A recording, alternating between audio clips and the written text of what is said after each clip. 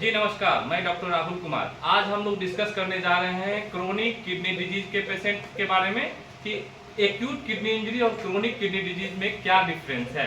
Acute kidney disease में जो होता है सडन ऑनसेट होता है और इरिवर्सिबल होता है, यानी कि अगर पेशेंट को इलनेस के कारण या कोई मेडिसिन चलने के कारण अगर उसका क्रिएटिनिन लेवल बढ़ गया है तो वो ठीक हो सकता है, इसको कहते हैं एक्यूट किडनी इंजरी।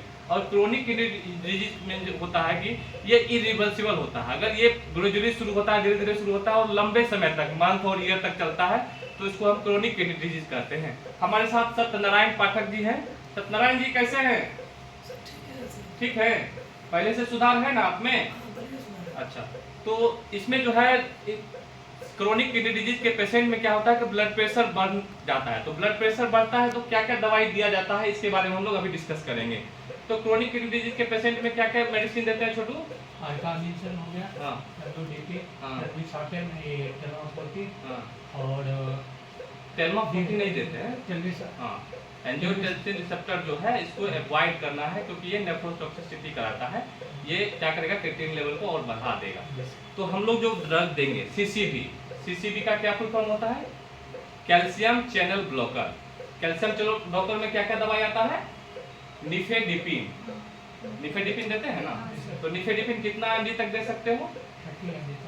हाँ, पहले हम लोग 10 mg से स्टार्ट करेंगे, ठीक है। 10 mg से स्टार्ट करेंगे, फिर अगर बढ़ा रहा तो फिर 20 करेंगे, 20 डीडी कर सकते हैं इस तरह से।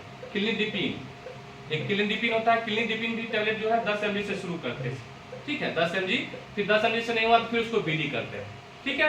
उसके बाद जो है हम लोग आते हैं बीटा ब्लॉकर में। अगर मान लो सीसीबी से, कैल्शियम चैनल ब्लॉकर से कम नहीं हो रहा है हमारे पेशेंट का ब्लड प्रेशर, तो हम लोग बीटा ब्लॉकर में आते हैं। बीटा ब्लॉकर में कौन सा मेडिसिन देंगे?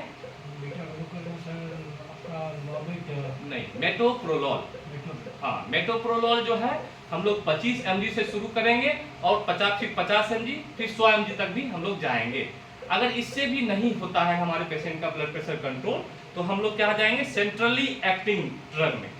सेंट्रली एक्टिंग ड्रग में कौन सा आएगा? जैसे अर्कामिन वगैरह देंगे। अर्कामिन जो है 0.1 mg पीडीएस तक भी दे सकते हैं। अगर इसके बाद भी हमारे पेशेंट का ब्लड प्रेशर नहीं कमा तो फिर हम लोग डायरेटिक्स की ओर जाएंगे। डायरेटिक्स में कौन कौन सा मेडिसिन आता है? अरे डायरेटिक्स लेसिक देते हो ना, फ्यूरोसेमाइड। हाँ, तो सबसे पहले फ्यूरोसेमाइड देते हैं। अगर फ्यूरोसेमाइड से भी नहीं कमेगा तो फिर टोरसेमाइड की ओर हम लोग जाएंगे। धीरे धीरे ये जो होता है सडन बीपी को डाउन कराएगा और हमारे पेशेंट को ब्लड प्रेशर रिलीज हो जाएगा। धन्यवाद।